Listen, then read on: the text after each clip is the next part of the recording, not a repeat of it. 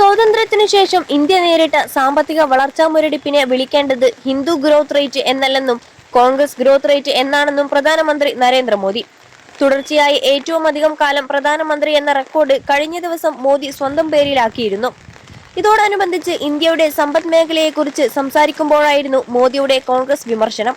പതിറ്റാണ്ടുകൾ നീണ്ട കോൺഗ്രസ് ഭരണം മൂലമുണ്ടായ സാമ്പത്തിക മാന്ദ്യത്തിൽ നിന്നും രാജ്യത്തെ രക്ഷിക്കാൻ കഴിഞ്ഞെന്നും പ്രധാനമന്ത്രി പറഞ്ഞു. ഇന്ത്യയെ കോൺഗ്രസിൽ നിന്നും മോചിപ്പിച്ചു. സാമ്പത്തിക വളർച്ച ഒച്ചിഴയുന്ന വേഗത്തിലായിരിക്കുമെന്ന് അവർ ജനങ്ങളെ വിശ്വസിപ്പിച്ചിരുന്നു. അതിന് അവർ ഒരു പേരും നൽകി, ഹിന്ദു ഗ്രോത്ത് റേറ്റ്. കോൺഗ്രസിന്റെ പിഴവിനെ ഹിന്ദു സമൂഹത്തിന്റെ തെറ്റായാണ് അവർ ചിത്രീകരിച്ചത്. ശരിക്കും ഇതിനെ കോൺഗ്രസ് വളർച്ചാ നിരക്ക് എന്നാണ് വിളിക്കേണ്ടത്, മോദി പറഞ്ഞു.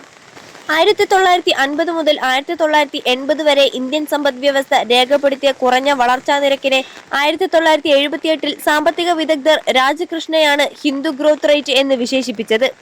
പക്ഷേ ആ പ്രയോഗത്തിന് രാജ്യാന്തര തലത്തിൽ അംഗീകാരം കിട്ടിയില്ല.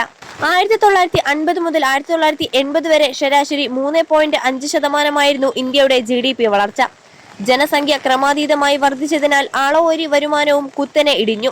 21 ലക്ഷത്തോളം സന്തുഷ്ടരായ ഉപഭോക്താക്കളും 2 ലക്ഷത്തോളം തിമിര ശസ്ത്രക്രിയകളും പൂർത്തിയാക്കിയ മലബാറിലെ ഏക കണ്ണാശുപത്രി Al Salama high hospital, hospital road, Perinthalmanna.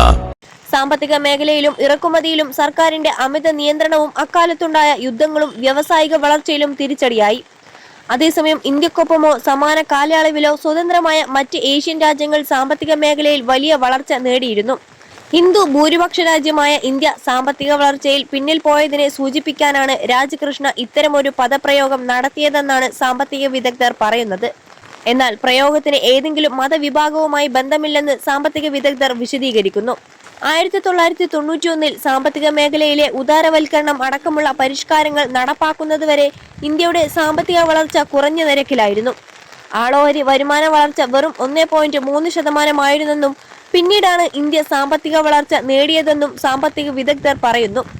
2023 മൂന്നാം പദ GDP കണക്കുകൾ ചൂണ്ടിക്കാട്ടി. ഇന്ത്യയുടെ സാമ്പത്തിക വളർച്ച ഹിന്ദു ഗ്രോത്ത് റേറ്റിന് തുല്യമാണെന്ന് മുൻ RBI ഗവർണർ രഘുറാം രാജൻ പറഞ്ഞതും വിവാദമായിരുന്നു.